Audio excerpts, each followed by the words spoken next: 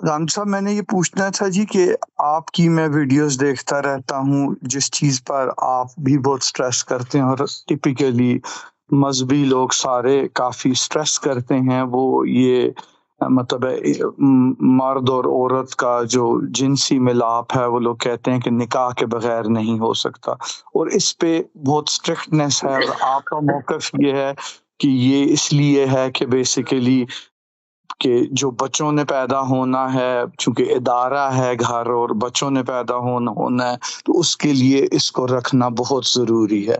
تو یہ تو مجھے ساری بات سمجھ میں آتی ہے، لیکن پھر میں ساتھ ہی یہ بھی دیکھتا ہوں کہ سڈنلی یہ سارا جو ایک اسٹرکٹ کوڈ ہے یہ سڈنلی لینینٹ ہو جاتا ہے، اور ہم دیکھتے ہیں کہ پھر لونڈیاں بھی ہوتی ہیں، اور پھر لونڈیوں کے بچے بھی ہوتے ہیں۔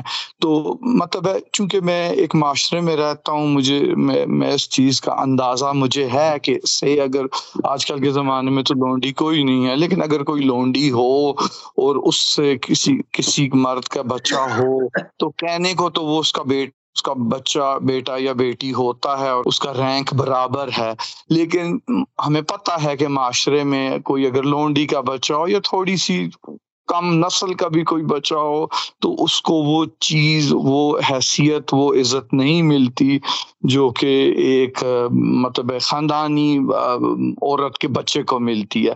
تو پھر سڈنلی ہم دیکھتے ہیں کہ پھر یہ انسٹیٹیوشن، یہ گھر، یہ ساری سختیاں یہ نرم ہو جاتی ہیں، اور پھر ایک ایسے بچہ ہو کی بھی خیر ہے کہ وہ ہو جائے جس کو معاشرہ پورا سا قبول بھی نہیں کرتا۔ تو مجھے یہ چیز کنفیوز کرتی ہے کہ یہ تضاد کیوں۔ تھینک یو جی۔ بات تو اس صورت میں ہوتا جب یہ اسلام کا کوئی حکم یا قانون ہوتا۔ یہ صورتحال تھی جس میں اللہ کے پیغمبر آئے۔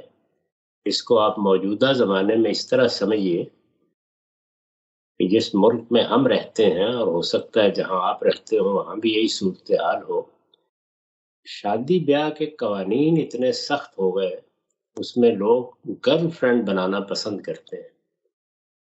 تو اب گرل فرینڈ کو وہ حفاظت حاصل نہیں ہے جو بیوی کو حاصل ہوتی ہے، نہ وہ مقام حاصل ہے، نہ اس کے وہ حقوق ہیں۔ تو اگر آپ وہاں کے لوگوں کو مسلمان کریں تو یہ گرل فرینڈ کا جو انسٹیٹیوشن وجود میں آ گیا ہے، اس کو کیسے ختم کریں گے؟ پہلے دن تو نہیں ختم ہو سکتا، کیونکہ جو خرابیاں سماج کا حصہ بن گئی ہوں ان کے لیے تدریجی طریقہ اختیار کیا جاتا ہے۔ تو لونڈیاں کوئی اسلام کی پسندیدہ چیز نہیں تھی، نہ غلامی۔ ایک صورتحال موجود تھی جیسے اس وقت موجود ہے، اس کی اصلاح کرنے کے لیے ٹارگٹ بنائے گئے، اور دیکھیے کہ بڑی خوبی کے ساتھ اصلاح کرنے کی صحیح کی گئی تاکہ بتدریج یہ چیز ختم ہو جائے۔ ایسی چیزیں ختم کرنا آسان نہیں ہوتا، وہ سماجی تانے بانے کا حصہ بن چکی ہوتی ہیں، سوسائٹی کی ساخت میں شامل ہو جاتی ہیں۔ موجودہ معاشرے میں اگر آپ کوشش کریں کہ آپ امریکہ میں یا آسٹریلیا میں گرل فرینڈ کے انسٹیٹیوشن کے خاتمے کا اعلان کر دیں، دیکھ لیجیے کیا صورتحال پیدا ہوگی۔ جب آپ کو موقع ملے، خدا کرے کبھی، تو آپ بھی اس میں تدریج اور گریجولی اصلاح کا طریقہ اختیار کریں گے۔ اس دوران میں چیزوں کو رکھنا پڑتا ہے، برقرار رکھنا پڑتا ہے، چنانچہ ان بچوں کو تحفظ دینا پڑے گا جو گرل فرینڈ سے پیدا ہوئے ہیں۔ ان کے باہمی تعلقات، روابط کو قبول بھی کرنا پڑے گا، ان کو سوسائٹی میں جگہ بھی دینی پڑے گی، اور آہستہ آہستہ آپ شادی کے ادارے کو محکم کریں گے۔ دنیا کے ہر سماج میں دوسرے درجے کی خواتین پیدا ہو جاتی ہیں، یہ اس سے پرابلم پیدا ہوتا ہے۔ یہ پرابلم ہے، یہ نہ کوئی اسلام کا حکم ہے۔